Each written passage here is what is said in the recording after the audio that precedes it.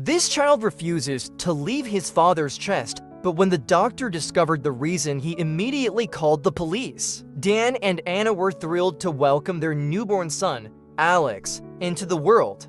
Like any new parents, they were mesmerized by their baby's every move. However, one thing quickly stood out: Alex was strangely obsessed with Don's chest.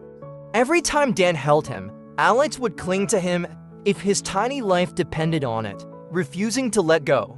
At first, Dan and Anna found this behavior adorable, even endearing. "He's a daddy's boy already," Anna joked one evening as Alex nestled against Don's chest, his tiny fingers clutching his father's shirt.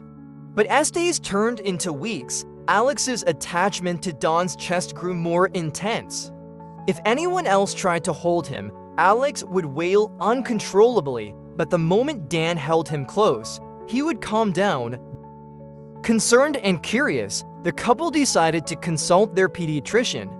They described Alex's behavior to Dr. Morgan, who initially smiled at the idea of a baby forming such a strong bond.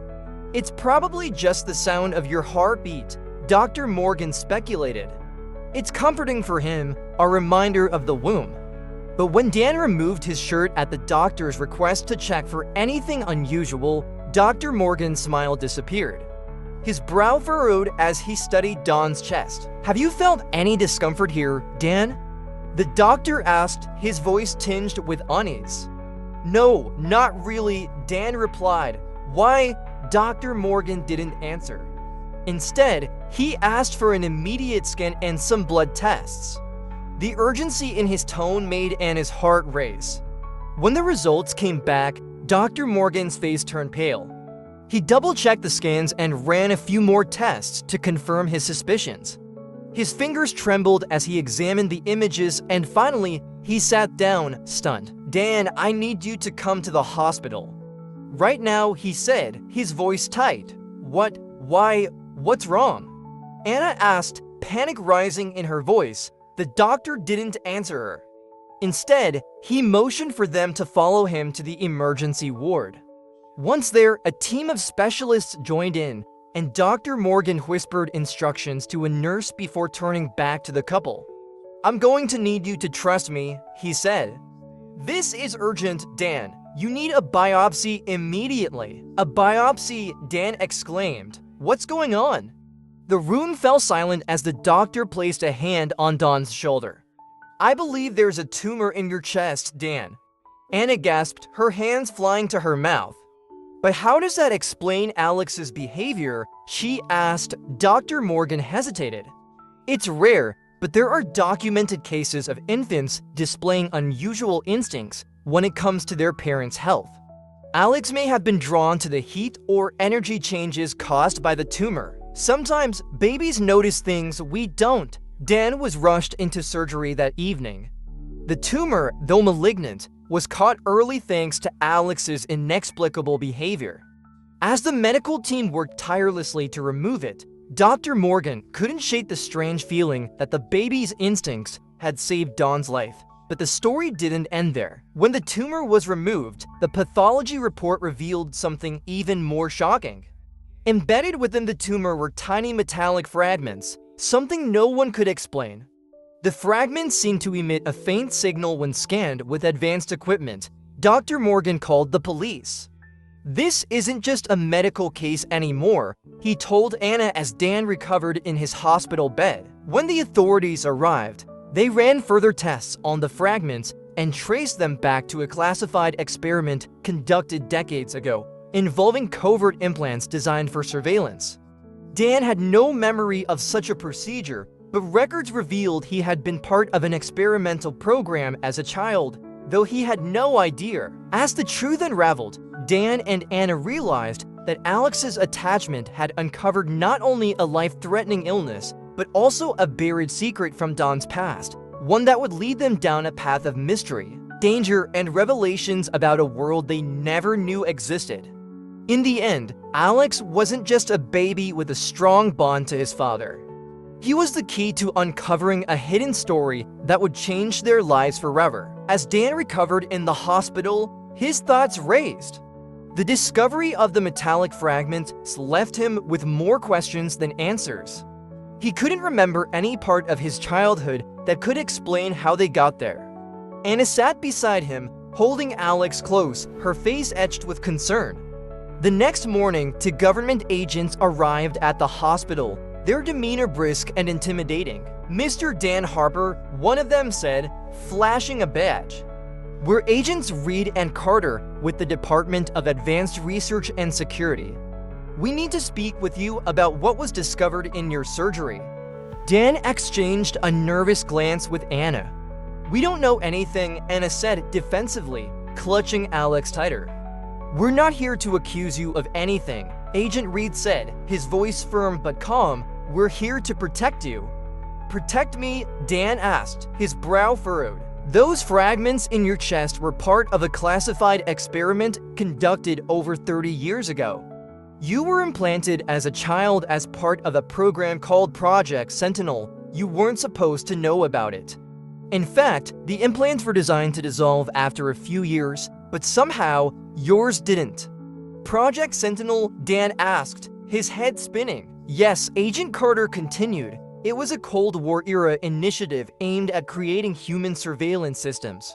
Children were implanted with devices that could transmit real-time environmental data and biological readings. It was a desperate attempt to gain an edge in the global intelligence race. But the project was shut down when ethical concerns came to light, and all implants were supposed to be removed." Don's mind reeled. "I don't remember any of this. How could this happen without me knowing?" "You were very young," Agent Reed explained. "The procedure was performed covertly, and your memory of the event was likely suppressed." Anna's eyes widened. "But why call the police? What's so dangerous about these fragments now?" Agent Carter's expression darkened. "The technology in those implants was considered highly advanced for its time. But what concerns us is the signal they were emitting. Someone or something reactivated them. We believe you've been targeted." "Targeted?" Dan said, his voice rising. "By who?" Agent Reed hesitated. "We're still investigating, but preliminary data suggests the signal originated from a foreign source. Whoever it is, they're using old technology to track you." "Why now?" Anna demanded. "Why after all these years?" The agents exchanged a glance before Agent Carter replied. "That's what we're trying to figure out. But we need to move you and your family to a secure location immediately. If someone has gone to the trouble of activating those implants, they might come after you." Before Dan could respond, the hospital lights flickered. A low, ominous hum filled the air, and the building's power cut out entirely. Anna screamed, clutching Alex tightly as shadows moved in the hallway outside. The agents drew their weapons. "We need to move now," Agent Reed barked. Dan ripped the four from his arm, adrenaline coursing through him. He grabbed Anna's hand as they followed the agents down a series of back stairwells. Outside, a black SUV waited, its engine running. The family was bundled inside, and the vehicle roared to life, speeding away from the hospital. As they drove, Anna looked out the window and gasped. In the distance, helicopters hovered above the hospital, their searchlights cutting through the darkness. Unmarked vans surrounded the building, and armed figures moved in formation. "Who are they?" Dan asked, his voice shaking. "Not us," Agent Carter said grimly. "It's a retrieval team. And they're not here to ask questions." But just as he spoke, a piercing sound filled the air, a high-pitched frequency that made Dan clutch his chest in pain. Alex screamed, his tiny hands reaching out toward his father. "What's happening to him?" Anna cried. "It's the implants," Agent Carter said, glancing back. "They're being remotely triggered." Dan doubled over, the pain intensifying as a strange sensation rippled through his chest. It felt like the fragments were moving, shifting under his skin. "You have to stop the car," Dan gasped. Agent Reed glanced at Carter, who nodded. The SUV skidded to a halt on a deserted road. Dan stumbled out, clutching his chest, and fell to his knees. The pain was unbearable, but then Alex crawled toward him, his tiny hands pressing against his father's chest. As soon as Alex made contact, the pain subsided. Dan looked down in astonishment as the baby's touch seemed to calm whatever was happening inside him. Anna knelt beside them, tears streaming down her face. "What's going on? Why is this happening?" Agent Carter approached cautiously. "We need to examine him again. There's more to this than we realized." Dan looked up, his voice trembling. "You said these implants were designed for surveillance. But what if they were designed for something more?" The agents exchanged a wary glance. "What do you mean?" Carter asked. Dan looked down at Alex, who gazed back at him with an intensity that seemed far beyond his age. "I don't think Alex was just sensing the tumor," Dan said.